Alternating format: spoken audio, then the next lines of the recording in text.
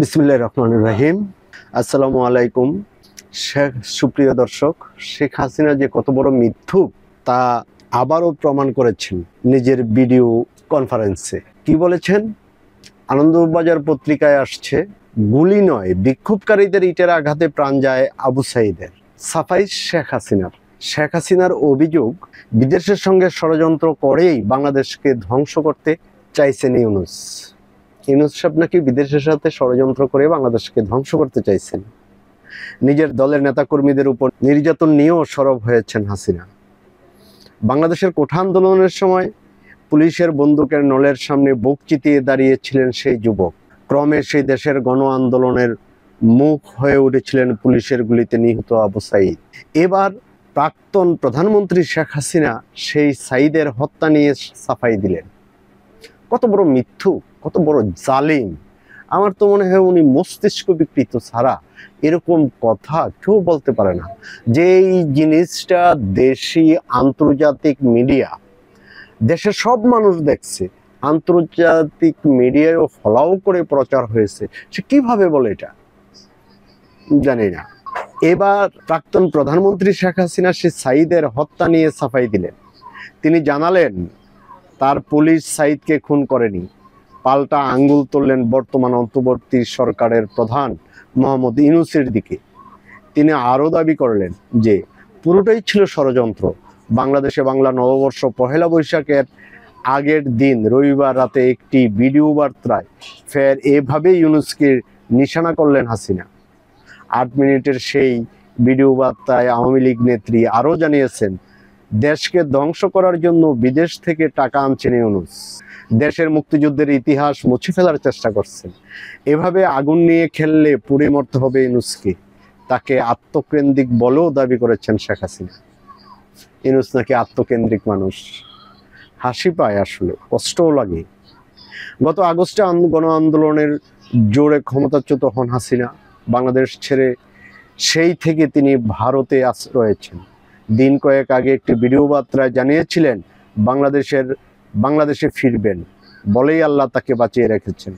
এবার নববর্ষের আগের রাতে দেশের ইতিহাস মুছে ফেলা হচ্ছে বলে অভিযোগ তুলে আবার ইউনূসের দিকে আঙ্গুল তুললেন। তার কথায় বাংলাদেশের স্বাধীনতা আন্দোলনের চিহ্ন মুছে ফেলা হচ্ছে, মুক্তিযোদ্ধাদের অপমান করা হচ্ছে। মুক্তিযোদ্ধাদের মানুষের যাতে না ভুলে সেজন্য সব জেলায় মুক্তিযোদ্ধা কমপ্লেক্স করেছিলাম, সেগুলি পুড়িয়ে দেওয়া হয়েছে। এর জবাব কি দিতে পারবেন ইউনূস?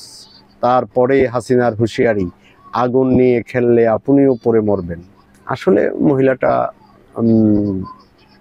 তার বিবেক বোধ বুদ্ধি বলে আমার মনে হয় কিছু নেই। হাসিনার অভিযোগ, বিদেশের সঙ্গে ষড়যন্ত্র করেই বাংলাদেশকে ধ্বংস করতে চাইছেন ইউনূস। প্রসঙ্গত অভিযোগ উঠেছিল বাংলাদেশে শেখ হাসিনা সরকারের পতনের নেপথ্যে আমেরিকার তৎকালীন আমেরিকার প্রেসিডেন্ট জো বাইডেন প্রশাসনের হাত রয়েছে। সে নিয়ে কটাক্ষ করেছিলেন ডোনাল্ড ট্রাম্পও। পরে তিনি প্রেসিডেন্ট পদে বসেই অভিযোগ খারিজ করেছিলেন। সাংবাদিকরা প্রশ্ন করে না, ডোনাল্ড ট্রাম্প কি বললেন? না, আমার দেশে এরকম কোনো ইয়াতে ছিলেন না। তারপরও শিক্ষা হয় না। পরে তিনি প্রেসিডেন্ট পদে বসে সে অভিযোগ খারিজ করেছিলেন। হাসিনা যদিও এ নিয়ে নিজের অভিযোগ থেকে সরতে রাজি নন।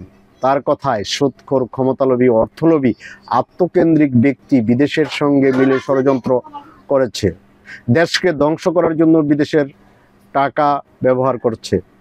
বিএনপি এবং জামায়াত ইসলামী খুন নির্যাতন করছে।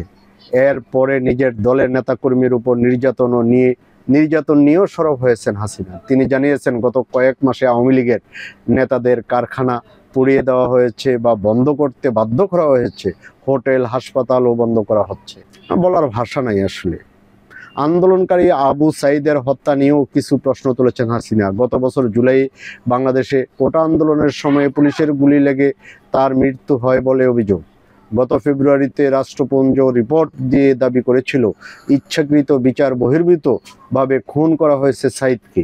রিপোর্টে আরও বলা হয় 7.mm বুলেট ব্যবহার করেছিল পুলিশ। হাসিনার দাবি এই দিন পুলিশ শুধুই রাবারের গুলি ছুড়েছিল। তার কথায় আবু সাইদকে রাবারের বুলেট ছোড়া হয়েছিল, ধাতব গুলি ব্যবহার করেননি। তারা যখন পুলিশকে লক্ষ্য করে পাথর ছুড়ছিলেন তখন একটি পাথরে তার মাথা থেতলে যায়। পুলিশেরও আত্মরক্ষার অধিকার রয়েছে। 7.62 mm বুলেট কিভাবে এলো? কে মিছিলে বন্দুক নিয়ে এসেছিলেন? হাসিনার দাবি প্রশাসনের এক কর্তা বিষয়টি উদ্ঘাটনের চেষ্টা করতেই ইউনূস তাকে সরিয়ে দেন। তার কথায় ইউনূস এরকম করেছেন কারণ তিনি খুনের জন্য দায়ী। সাইদের দেহ কবর থেকে তুলে ফরেনসিক পরীক্ষা করানোর দাবিও তুলেছেন হাসিনা। তিনি আরও বলেন, এই খুনগুলি ছিল ষড়যন্ত্রের অংশ। আমি খুন করিনি, পুলিশ বা আওয়ামী লীগের কর্মীরাও করেননি। পুলিশ নিজেই নির্যাতনের শিকার হয়েছিল। সবটাই ছিল নির্ভুল পরিকল্পনা। এটা কি বিশ্বাসযোগ্য? দর্শকবৃন্দ, আপনারা কি মনে করেন? একটু বিশ্বাসের কথা এরকম যে বলতেছে উনি, হ্যাঁ, আমি তো মনে করি সে জ্ঞানপাপী একটা মানুষ। তার জ্ঞান, বিচার, বুদ্ধি, মস্তিষ্ক বিকৃতি ছাড়া যে জায়গায় সাইদের হত্যাকাণ্ড পুলিশ রাবার বুলেট ছুটছে, একদম ওপেন লাইভ দেখানো হয়েছে ভিডিও বার্তায়, দেশের মানুষ, বিদেশি, আন্তর্জাতিক মানুষ সবাই দেখছে, বিশ্ববাসী। সেই জায়গায় তিনি এই কথা কিভাবে বলেন? উনি কোনো খুন করেন না, উনি ধোয়া তুলসী পাতা, আয়নাগর, হ্যাঁ, এই যে আমিডামি নির্বাচন, রাতের অন্ধকারের নির্বাচন,